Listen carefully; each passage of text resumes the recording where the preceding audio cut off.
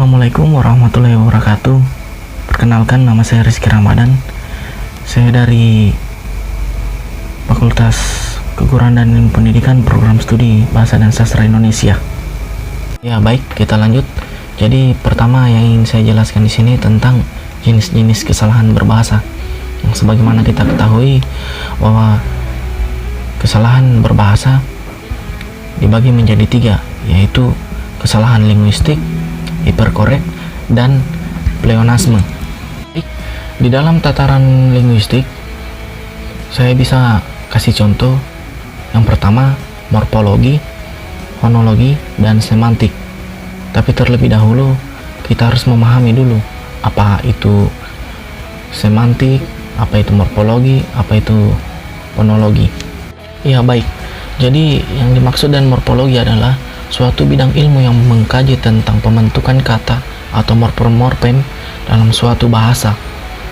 Fonologi adalah ilmu tentang perbendaharaan bunyi-bunyi bahasa dan distribusinya. Sedangkan semantik adalah kajian tentang makna untuk mengetahui ekspresi manusia melalui bahasa.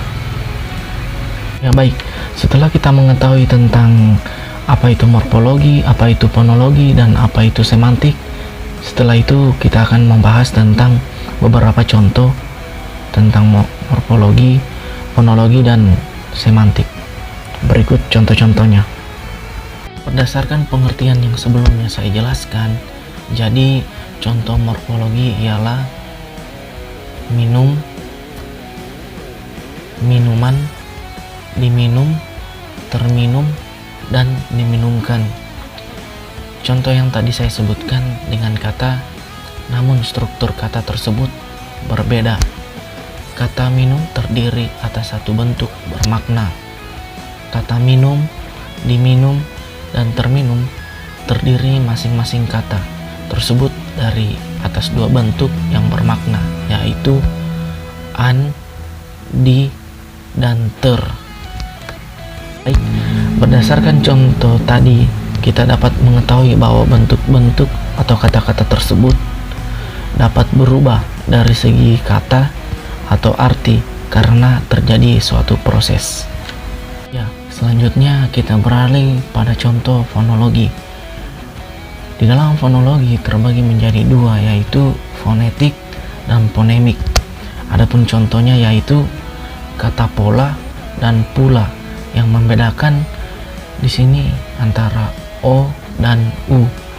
Selanjutnya kata panci dan panti, yang membedakan di sini huruf c dan t. Diftong al yaitu diftong ai yaitu pantai, santai, petai, dan lantai. Diftong au yaitu himbau, pulau, surau, gurau. Ya, baik. Jadi yang terakhir kita akan membahas tentang contoh semantik. Jika membahas semantik, berarti kita membahas tentang makna yang terkandung dalam suatu bahasa. Contohnya cakar ayam, yang berarti orang yang tulisannya jelek. Selanjutnya otak udang, yang berarti orang yang bodoh. Dan contoh yang terakhir, banting tulang, yang bermakna kerja keras. Ya, itulah dia tadi contoh-contoh tatanan linguistik yang dimulai dari morfologi, fonologi, dan semantik. Semoga bisa dimengerti dan dipahami. Oke, baik. Selanjutnya kita akan membahas tentang hiperkorek, yang sebagaimana kita ketahui, hiperkorek adalah kesalahan berbahasa akibat memunculkan kata yang sudah benar menjadi salah. Biasanya sering terjadi hiperkorek pada penggantian huruf P menjadi F dan sebaliknya, dan huruf S menjadi SY dan sebaliknya. Berikut adalah beberapa contoh hiperkorek. Jadi kata yang pertama itulah yang benar. Contohnya, paham menjadi faham, sah menjadi syah, utang menjadi hutang, tanpa menjadi tamfa, insaf menjadi insyaf, Ramadan menjadi Ramadhan, Ramadan, dan lain-lain. Ada beberapa bahasa Arab serapan lain yang kerap mengalami hiperkorek.